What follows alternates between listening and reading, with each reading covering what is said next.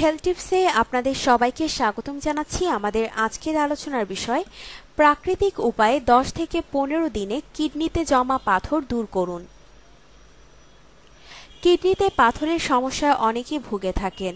অনেক ক্ষেত্রে ঔষধে সেরে যায়, অনেক ক্ষেত্রে পাথর ভেঙে বের করতে হয়, আবার বড় পাথর বা অবস্থা গুরুতর হলে অপারেশনও করতে হয়।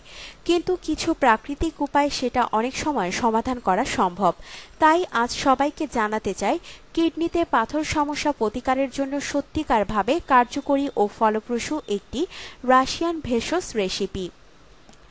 এই রেসিপিটি কিডনিকে পরিষ্কারে সাহায্য করে, মিউকাস নিঃসরণে এবং বালি ও ছোট ছোট পাথর বের করে দিতে সাহায্য করবে মাত্র 10 থেকে 15 দিনে।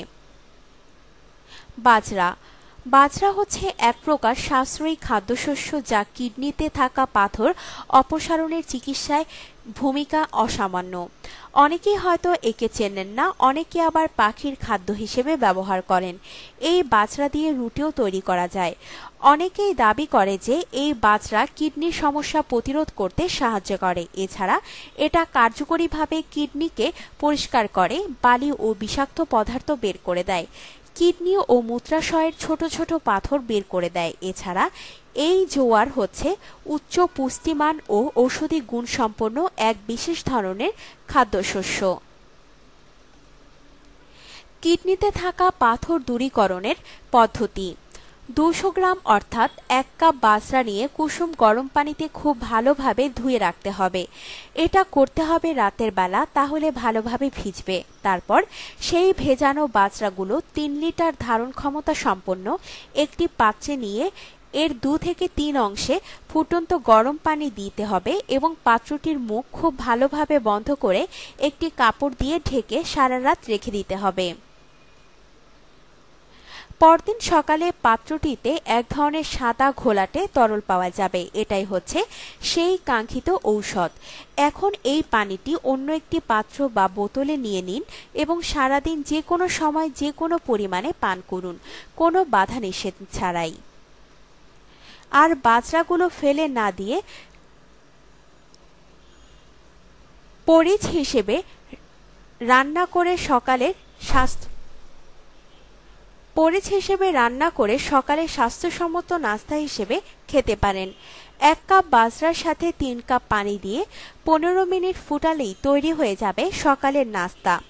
প্রতিদিন রাতে আবার পরবর্তী দিনের জন্য নতুন করে বাজরার পানি তৈরি করে রাখুন একই প্রক্রিয়াতে। এভাবে প্রত্যাশিত ফলাফল পেতে 10 থেকে 15 দিন নিয়মিত এই পানীয়টি খেতে হবে। এই 10 থেকে 15 দিনের মাঝে কিডনি পরিষ্কারের পাশাপাশি এতে থাকা পাথর নরম হয়ে গলে প্রস্রাবের সাথে বেরিয়ে যাবে। তখন কিডনিতে থাকা বালি, মিউকাস বা পাথরই বলেন, সব দূর হয়ে তখন তা ইতিহাস হয়ে যাবে।